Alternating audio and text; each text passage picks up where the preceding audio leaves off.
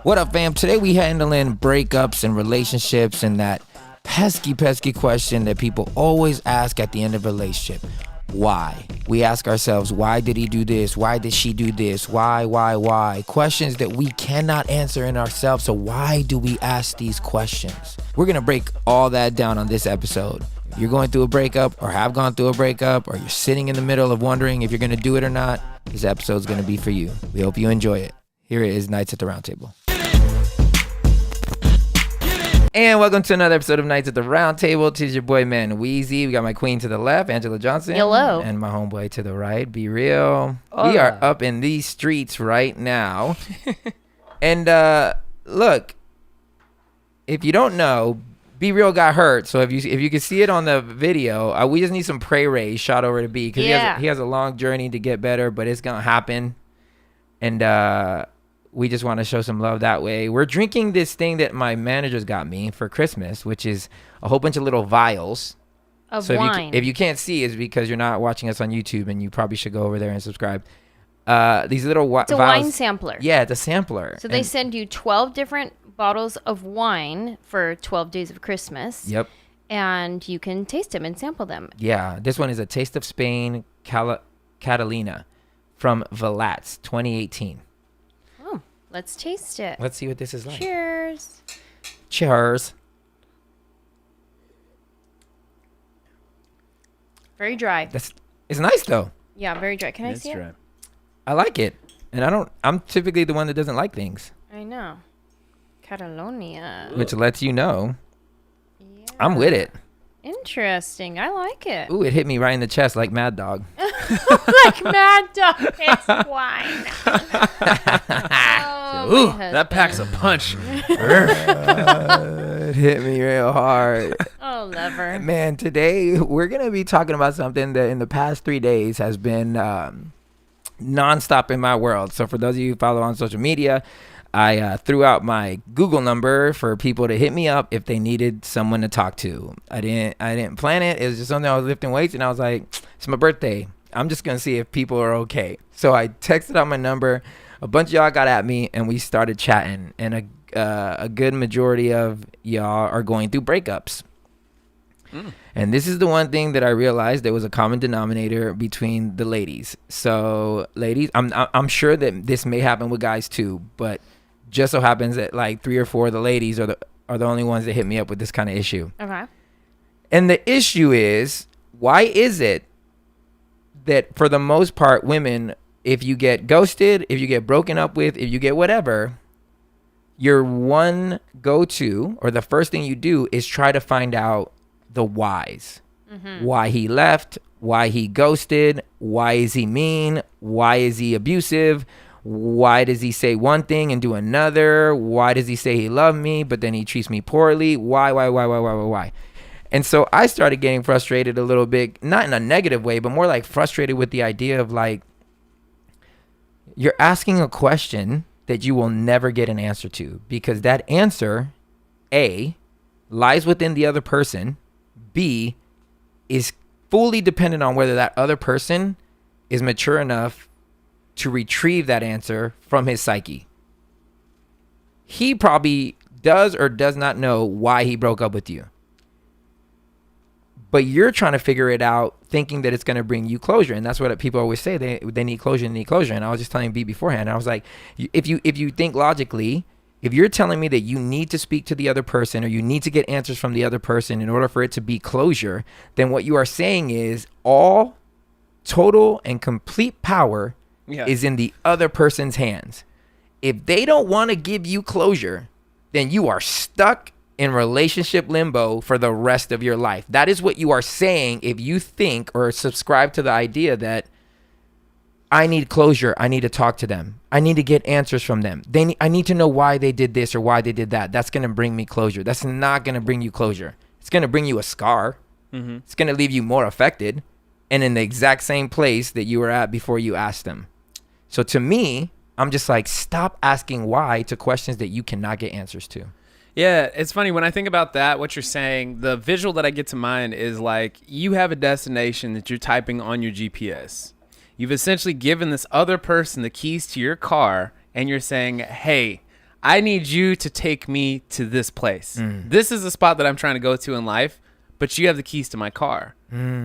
Like, so it's really like the power is in your own hands there, you know, rather than relying on someone else to get you the closure. But it's always an interesting thing because you always feel like the person that hurts you is the person that's supposed to heal you. Yeah. And that's really what happens is like, I got really hurt. I got really wounded in this relationship. And since you're the one that's responsible for it, you're the one that's going to fix this. Go fix it. Yeah. And rarely does that happen. Right. And usually to me, I think the times that I've gotten hurt in relationships, the closure I've gotten is through other relationships. So it's not saying like me bouncing on to the next partner, next whatever, but wounds that come in a relationship usually have to get healed through other relationships again. It's interesting the way that works out. But do you think that the reason is because that's the only other time where you're going to be faced with whatever conflict it was that, so like, obviously there's work that you can do on your own, which is taking responsibility for whatever it is that you did and fixing that. But you cannot recreate an argument if you're single. Is that what you're saying? Like, in order, I wouldn't say moving into another relationship would heal it unless the idea is like, well, it'll heal it if I do the work by myself and then I'm introduced into a relationship where now I get the chance to display whether or not what I've been working on is effective. Yeah. Because you can't have conflict resolution when it's just you. That kind of reminds me a little bit of the people would say, like, be careful praying for patience because then God's going to give you a situation where you got to be patient, you know? So I feel like there's a little bit of that, like, here's the opportunity for me to exercise what I've been working on. But I think healing has to be done on your own time. So, like, let me take it back actually to what you were saying about the whole I need closure. You can get closure on your own, but there is something satisfying, helpful about having some sense of this person who doesn't want to be with me anymore telling me, I don't want to be with you because I fell in love with somebody else. That's, for me, then that's an easy out because I'm like, oh, it's not about me. Still hurts, but it's not about me. But it is about you. Sure, but that's what I'm saying. Like, they can say they fell in love with somebody else, and the first thing that the person's gonna do who was dumped was, well, what does she have that I don't have? Sure, yes. So it's like, what can be satisfied? We're talking about ego at this point. We're not talking about actual healing all the day. Stroke my ego. But that's not real healing. I know, but it's helpful. How? It feels good. It's helpful for the negative side of you, for all the side of you that you should kill. There's no way that it can be helpful for the positive side of you, because you're asking to feed a side of you that has to die. So here's a example from my own personal life. There was a guy that I dated for a minute, pre-you, babe. Sorry. Babe, I don't get jealous. You know that. I know. I hate it. So there's this guy that I dated, and I made a mistake. I was immature. First of all, I wasn't supposed to be with him in the first place. But in this instance, I was immature and I acted out. I was ridiculous, right? Well, I knew we weren't going to date anymore after that, but I wanted to at least I tried apologizing, be like, you know what, that was stupid that I acted out that way. That's really dumb of me. I apologize. And he wouldn't give me even a response. He wouldn't respond to my text messages. He wouldn't respond to my email. Like, I wrote out a long email being like, I get it. Like, I'm not trying to like work things out with you. I just want you to know, I know that what I did was stupid. The way I was acting, like, it was immature, it was really dumb, and I apologize. And all I wanted was like acknowledgement of like, yeah, that was dumb, but take care. Cool, take care of yourself. You know, but nothing.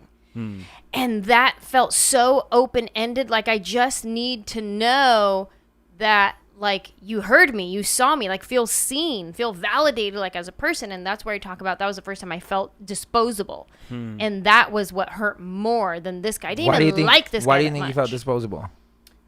Because he could just forget me like that. Like, I wasn't as important enough to, like, get closure with me and be like, yeah, that was dumb. Take care of yourself, whatever. But that's not really why you felt disposable. I felt disposable because he wouldn't give me a response. I don't think so. Okay, tell I me think- why you think I felt. I think you felt disposable. disposable because the key word that you said is that I just expected him to at least give me this or this. So you felt disposable because you had an Because my expectation. expectations weren't met. Had nothing to do with him. Because you're not even considering that maybe he's not responding because he can't handle it. Or maybe he doesn't want to continue contact because you're a kryptonite to him. So you're making it about him and it has nothing to do with him. It has to do with the expectation. Because if you really just wanted him to know these things, it doesn't matter if he responds. Sure. He just, as long as he can read it, and if it's up to the universe, he'll read it. And that's it. I don't need a response. I feel like that's where I'm at now, where after therapy and stuff, I can go into a situation, whether it's with a relationship, a friendship, a work something, and it's going to be confrontational because I'm not good with confrontation. Something with even my siblings, like I have to have a hard conversation. That I go into it knowing this is for this purpose, regardless how they respond. Whether they respond A, B, or C, it doesn't matter. That's what the reason why I'm saying this is for this. Now I'm at the place where I go into conversations like that. At that point in my life, I was definitely not that mature and evolved in Which is important to owning know, my feelings. because you began that story with there's sometimes where closure can be it feels good. Right. And so that's why I'm saying no. Sure, maybe it's It not is not good because helpful, but it feels one of the girls that I talked to, and I'm not gonna say her name, I still love her, and I think she'll learn this, and she learned it. I told her, I was like, do not reach out to him. Yeah. He has already shown you that he does not want to continue conversing. He only responds when you reach out. And it was hard for her because she was like, man, we were so good for a while, and then he just ghosted. And I'm like, so he's telling you he no longer wants to be in contact with you. right. Now it's hard for her to understand because they've been in contact this whole pandemic and, blah, blah, blah, blah. And I'm like, you're just making excuses for this person. You're not accepting what they are showing you. You need to not communicate because at this point, he obviously has the upper hand. Now, I'm not saying don't communicate so that you can have the upper hand. I'm saying recognize that you are weaker than the foe. He is for sure stronger in this scenario because he doesn't care about you like you care about him. Right. So you need to block yourself off and not communicate with him because no matter what happens, he's not going to give you what you want or what you expect because he's not operating on the same vibration as you are. You're all full of love. He is not. So when you reach out, I'm telling you, it doesn't matter how he responds. You're going to take it as it's not enough because you want him to respond on the same level of your energy, but he's not there. Do not reach out to him. In your mind, tell yourself, I'm grateful for our relationship because I learned that I like this about a man. I like this about a guy. I like this. He had all these qualities. It was so dope. I got to experience it. The fact that it was in him means that it's for real. That means it can be in somebody else. Take all that and be like, cool. And then apply it to the next relationship. Keep it moving. Yeah.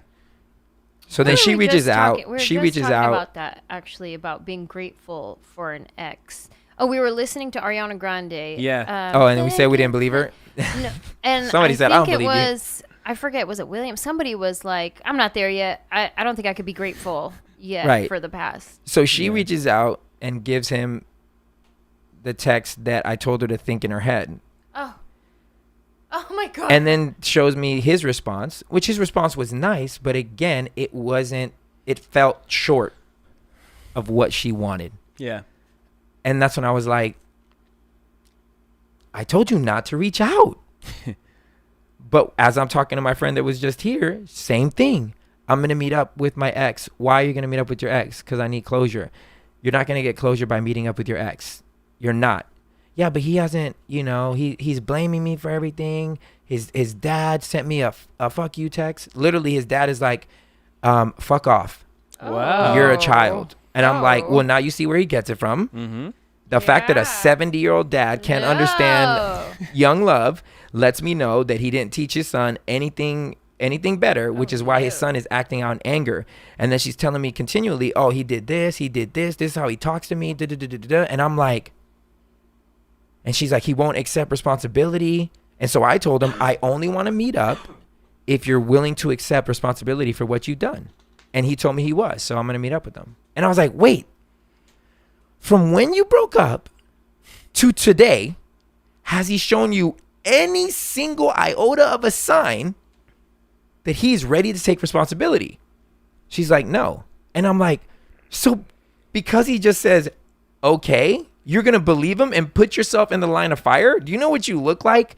He is the mass shooter of your heart. And he just ran out of bullets. You're the dumb girl that's running up to him with a magazine and saying, here's for the reload, thinking that he's not going to shoot you. He already shot up your entire house and you're coming with a reload for him. Dang. And I told her, I was like, no matter what happens, he is in a negative space. He's in a shadow side of himself. So if you go there and don't give him exactly what he needs to feel good about himself, he's going to take a look. He's going to take a response. He's going to take your goodbye. If it's not what he needs to fulfill his insecurities, he's going to hold it against you and shoot you. If you don't show up, he's going to hold it against you and shoot you. Why? Because this guy is not in a place where he actually wants to take responsibility for what he did and make this right. He is in a place where he's looking for someone to blame, and you're it. Doesn't matter what you do. So in this scenario, you're going to be the one that's hurt. I promise you, you will leave scarred.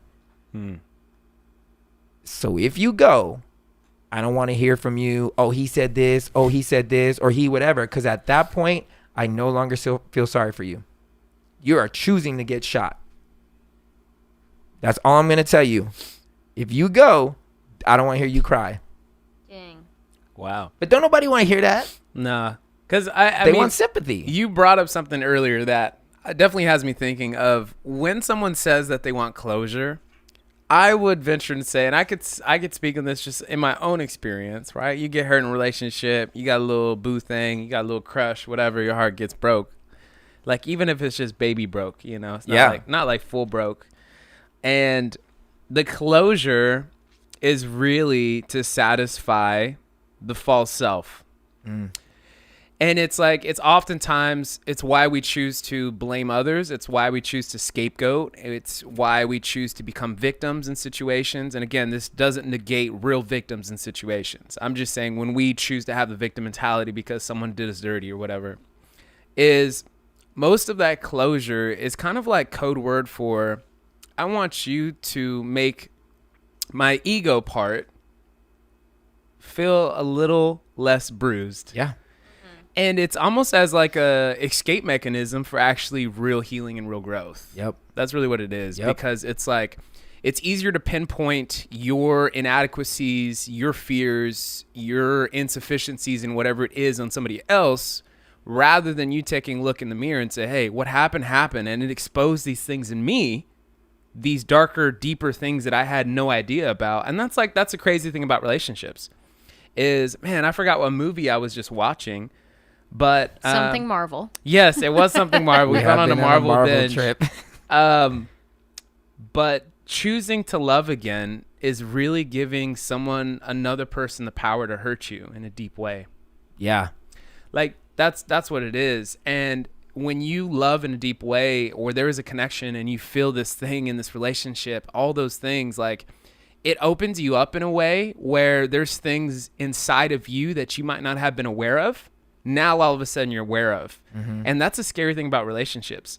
So obviously when something breaks up or it's crushed or whatever, all of a sudden you're aware of these things that need to be healed. But in that situation, it's a lot easier to look at your ex or whoever it is and say, you're the problem, you're immature, you're all these things, which could be the case, but that doesn't take away from the fact that you now have to be on a process to heal what's inside of you.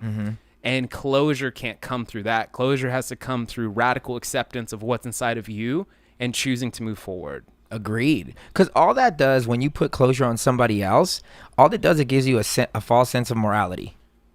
If you look at the other person and say, he's a shithead, or he's this, he did this to me, then your growth stops right there, because the reason for all of your woes is that dude and what he did, or that girl and what she did. So your processing stops, because to yourself, you're like, yeah, this is the point of my hurt right here, this person.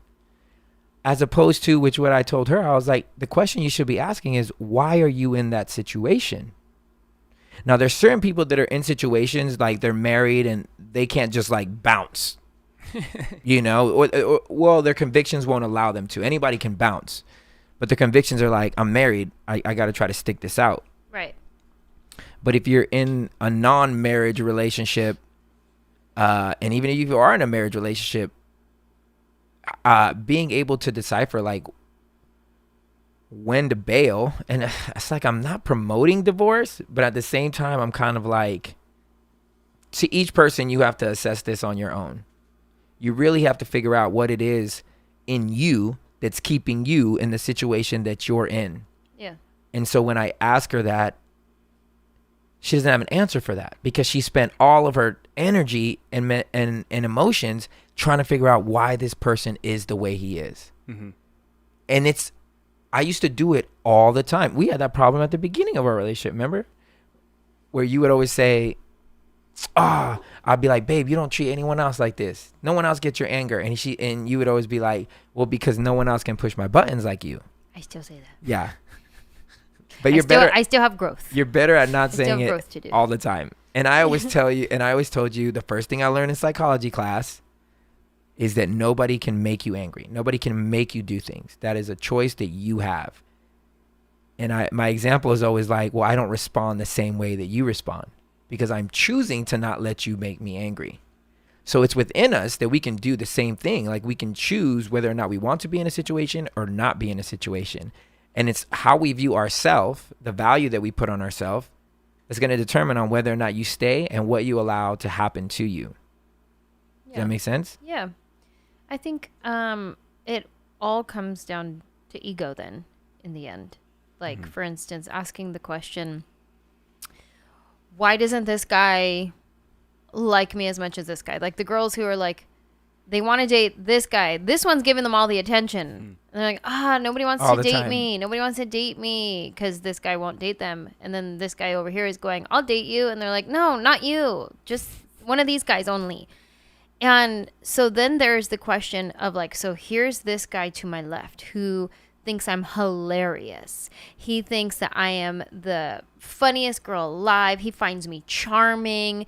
He thinks I'm so sweet. He wants to like buy me all these gifts and everything.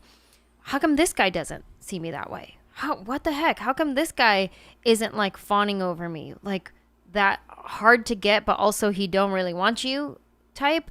So it all comes down to ego, but those are all questions that I have asked myself in dating situations where here's a guy who likes me and I'm like, thanks for liking me, but what the heck? How come this guy doesn't like me? And sometimes once like I would like play the game, it was almost like a challenge, and then the guy would start liking me, then the challenge is gone. I'm like, oh, okay, I guess I didn't like him that much after all. So it really is like a lot of ego when it comes down to it. But I get the asking the questions of like, well, how come this guy doesn't feel like this guy does? I'm charming. I'm funny. I'm all these things. I don't know. Yeah, no. What do you think is the reason why, like, why is it so hard to accept people when they show us who they are?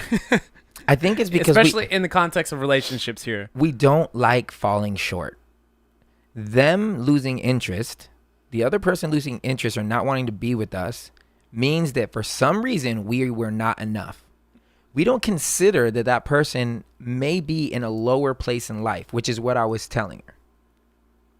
When you tell me what kind of person he is, says stuff to you like, oh, when we have kids, you're going to be this kind of person, and it's negative.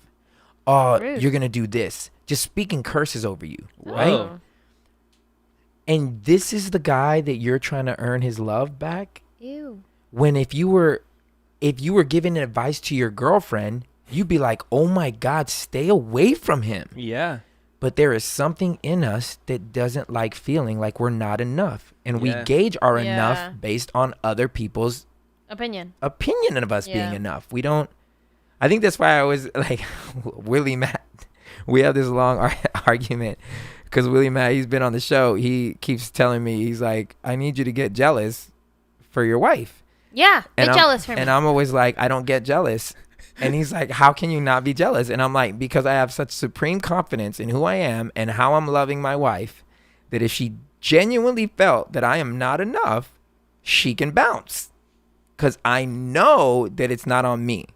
The reason I know it's not on me is because I'm constantly asking her, what can I do better? Am I doing something wrong? If I make a mistake, I'm like, oh my God, I'm so sorry. I will fix it. And I fix it. So I have a spirit of like, I need to be the best version of me for my wife so that she never has a feeling of like, oh, my husband doesn't listen to me or my husband doesn't hear me or see me. And I'm doing my best. I'm giving my best. And I know I'm doing a great job at that. I may not be doing great at writing love letters, even though I think text messages should count as love letters. No. I may not be the best at consistently getting flowers, even though every time I do get flowers, you always diss them in some way. But I'm getting better at getting you flowers. I don't diss them. I'm Queen. just very specific. I've showed you pictures of bouquets. I will spend that over I love. $100 on flowers, Price and she'd doesn't be matter. like, You "Oh, spend it does look $100 on boring flowers, and I show you pictures. erroneous." Like, look how exotic this bouquet is, and how like modern and like how beautiful. Here's why that's erroneous is because on my way to giving you the flowers, the amount of females that compliment the flowers, I'm like, yeah, it is nice, and I feel real good, and then I get to you, and then you don't think they're hot. I do love every flower you've ever given me.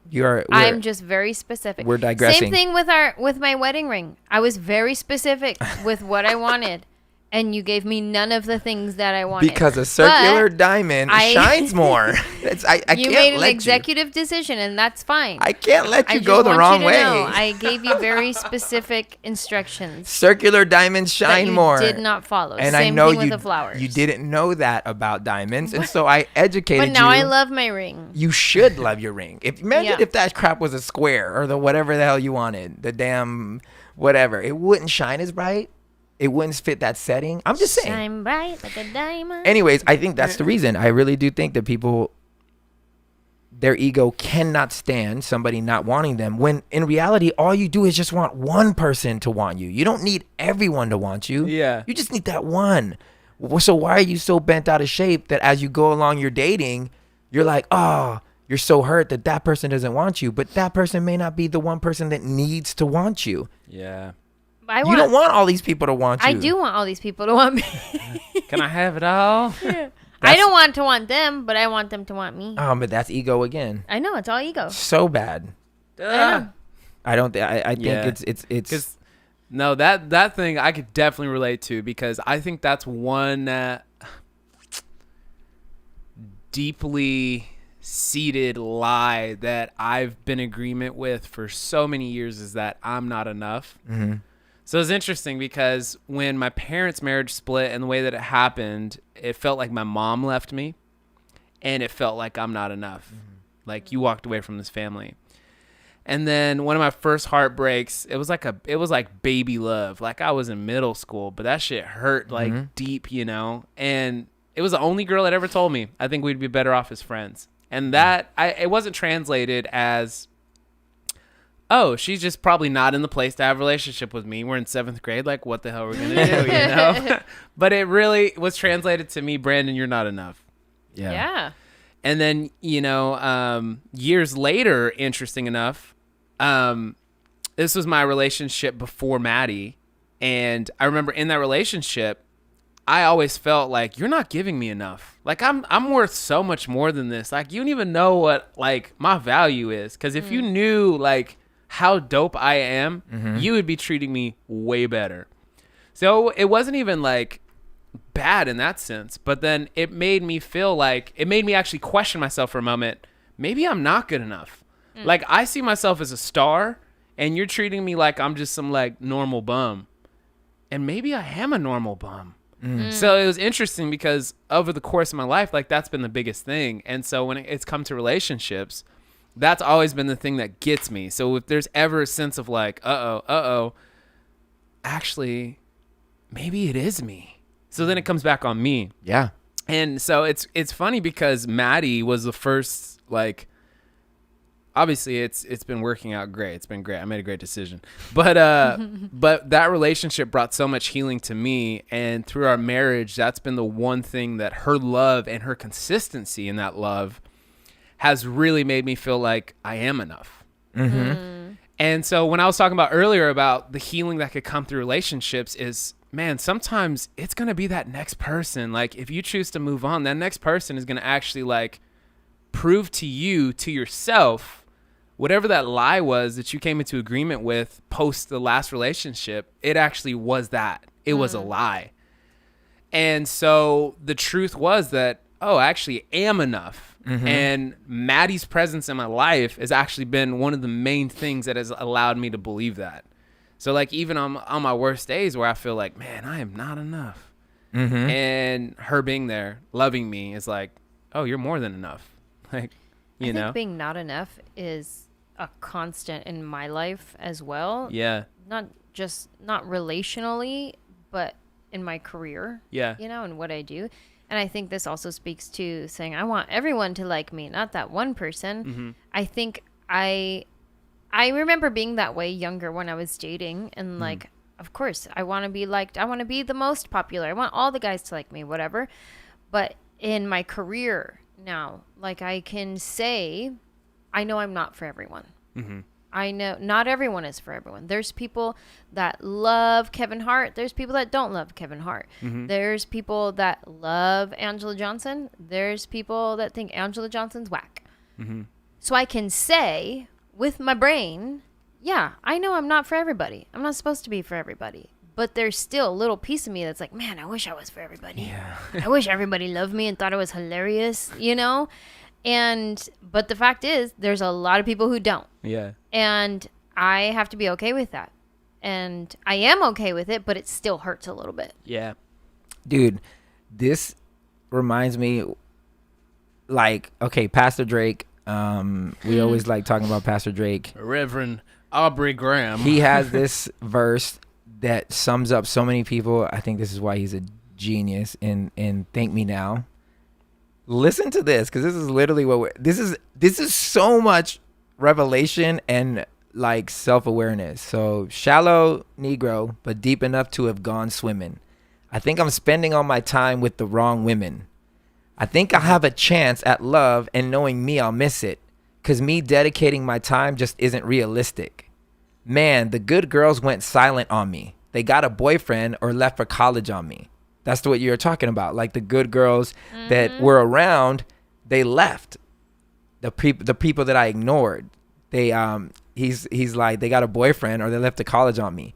And the bad ones I used to have are friends now, which makes me wish I had a little less mileage on me.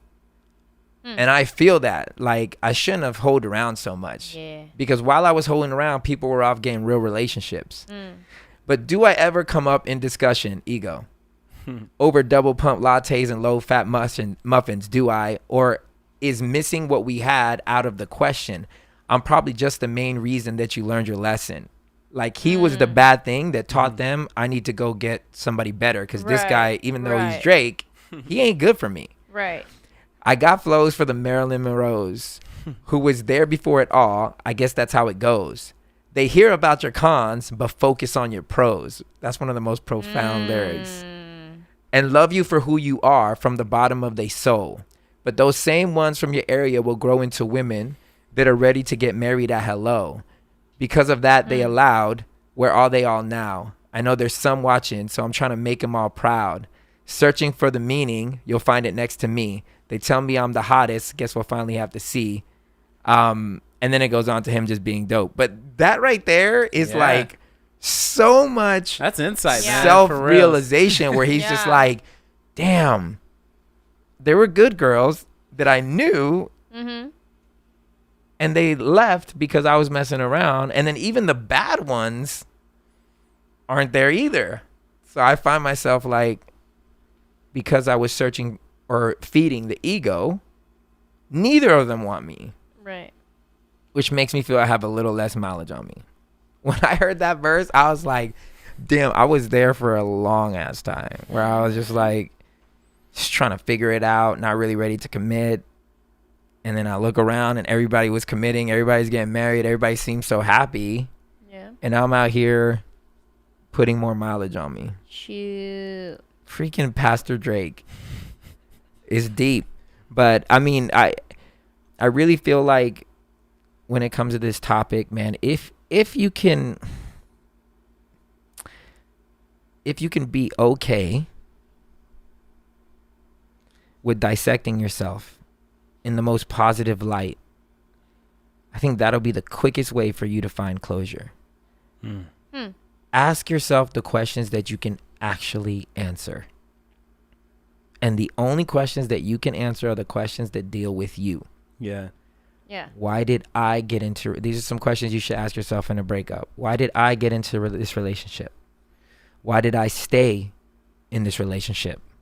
What is similar to this relationship and the one before that? Previous ones, correct.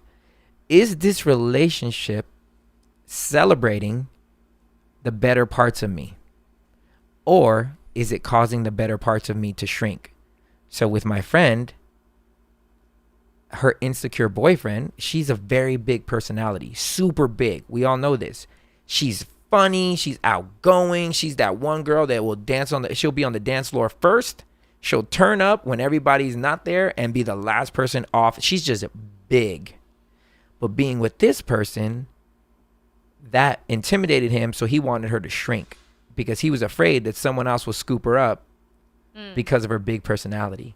So he didn't celebrate the better parts of her, the parts that she thinks is amazing. Yeah.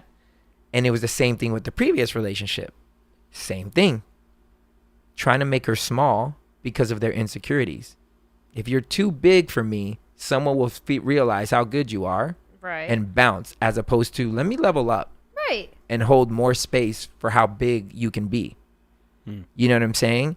These are questions that you should be asking yourself, as opposed to why did they leave? Why did they say this?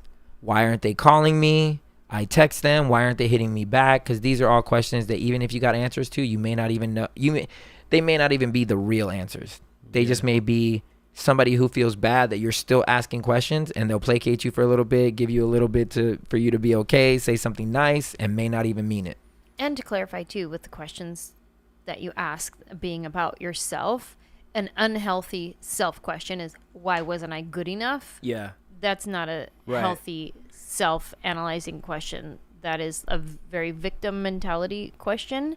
But Because that's not even a self question. yeah, why wasn't I good enough for them? That's So it. it's Right. about them. Exactly. It's all about them. Now you're basing your good enough on their idea of value, Right. which is like, why would you do that to yourself? Yeah, and those questions are about the other. Those are the answers you won't get. And sometimes I think that people are afraid to ask those questions about themselves because they don't actually want the answer. Sure. Like most of us, this is probably an exaggeration. Hopefully the people listening to this are not those people. But I would say most people do everything they can to avoid the questions about themselves because they are scared of what the answer will reveal to them. Yeah. So we play pretend. So that play pretend can look like a lot of different things. We get stuck in different vices. We do things that we don't really want to do because we know when we're doing what we're really supposed to do, we're going to have to answer those questions. You know what I'm saying? So those questions about ourselves, man, it could be such a scary thing. Like I talked about an event that happened. This wasn't even necessarily a relationship thing, even though it was manifested in different relationships I had, where there was an aspect of me deep down inside that I knew, like, I'm scared what I might discover there. And so I shared about my experience on New Year's Eve, have a bad trip, my walls come completely down, and there's no more hiding for me. And there was a couple things that I got out of that experience. One was that when my walls are completely down and there was nothing for me to hide behind, it is like such a incredible moment of freedom. And from that experience, I've done my best to like absolutely tell the truth, no matter how it comes across, no matter who might get offended or disappointed at the moment of being, because like I realized that when I live in the truth, man, that is where freedom is. Yeah. And it was interesting because the deep, dark thing about me was that I realized that I really wasn't fully convinced that I was like loved by God. And if I wasn't convinced I was really loved by him, I can't really love myself. Yeah. And that's where feeling not good enough was actually the deeper root of that, was like, I didn't actually love me because I couldn't actually feel like God loved me. And that was that answer that I avoided for such a long time. And it was the reason why I never asked that question. And those questions, again, it is not for the faint of heart. Like, No, that's like big boy, big girl stuff. That's where real growth, real transformation happens. Because if you're not at you gotta, at the end of the day, you gotta have courage, and there's gotta be some sense of bravery within yourself to go on that sort of journey of self-growth and asking those questions. And humility as well. yeah, I mean, that's a low road down to find. Because here's the thing that we don't ever think. We never think that we're the shitty person. Right. That's why we're afraid. Because if we get down to the real and we analyze how we act and why we do things to other people and why we stay in relationships that we shouldn't, it's because at the end of the day, we're the shitty part of the relationship. For a long time, that was me. Remember, my biggest revelation was I was never a hoe. I never just went out to try to get some. I was always so emotionally invested, and I can only be intimate with people that I really cared about, right? So I had a bunch of encounters prior to marriage, which not a lot of sex, but just like intimate situations. And even though I was noble in my intent, like I really wanted to see if we could work out. I wasn't just trying to play people. Mm-hmm. If you add it up, I still left. So I still hurt people. Yeah. I still was a hoe. Yeah. Even though I was trying to find love. Like I literally wasn't like what a hoe would be like. Oh, I'm just trying to get some. Who can I text so I can get some? It wasn't that. But I still was compromising myself and laying with a bunch of people. So I had to look in the mirror and say, bruh, you are a hoe. You don't value yourself and you don't value these other people. You just don't. You're the bad person. Your intent is great because you genuinely care about them, but you're also pushing them back from finding their true one, and you're pushing yourself back. That's when I deleted all my numbers in my phone, all the girls that I was like, okay, no, these girls are just more like, this is emotional. These girls aren't pushing me towards Jesus. So I deleted all the numbers. And then 6 months later, that's when I found Ange.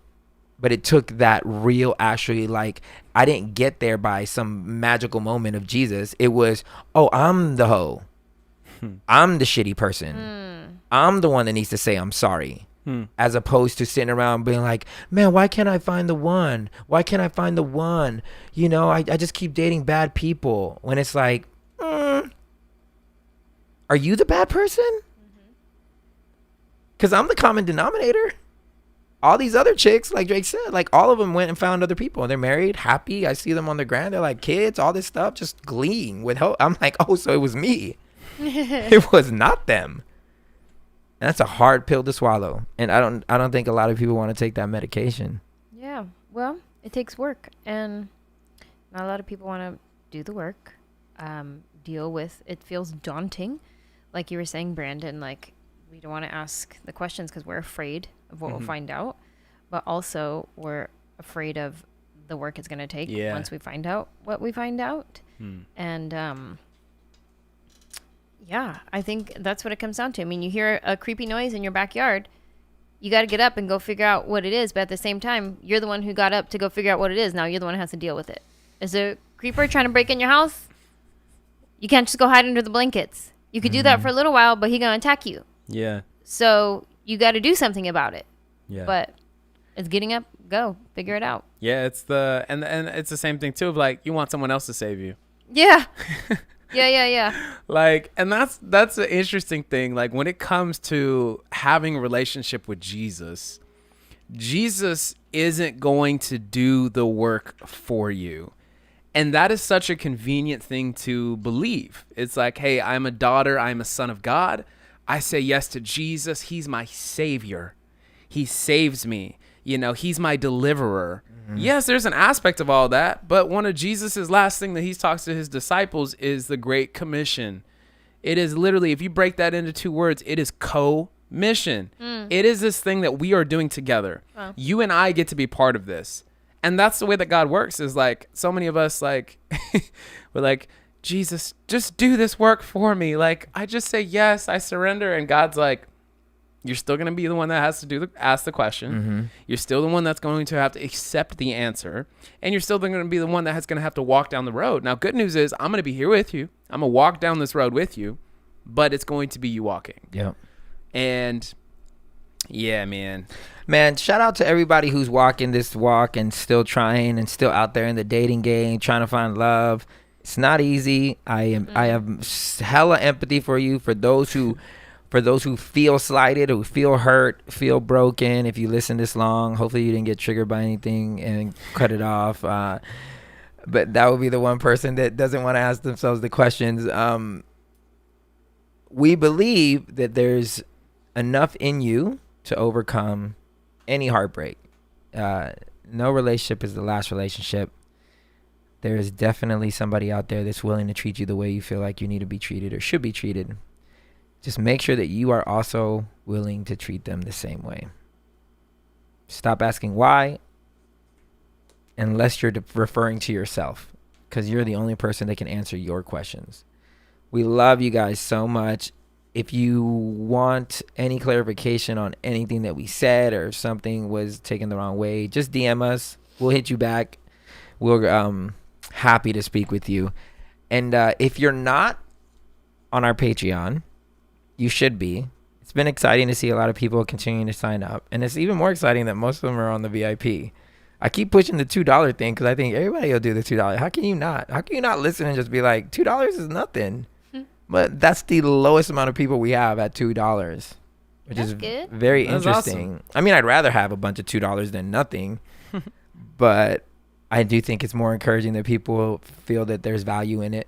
And they're getting more. So for those of you who are doing Patreon, thank you. For those of you who are not, we just ask you to consider it. If any of our stuff is helping you in any way, be the $2 person. You get extra content.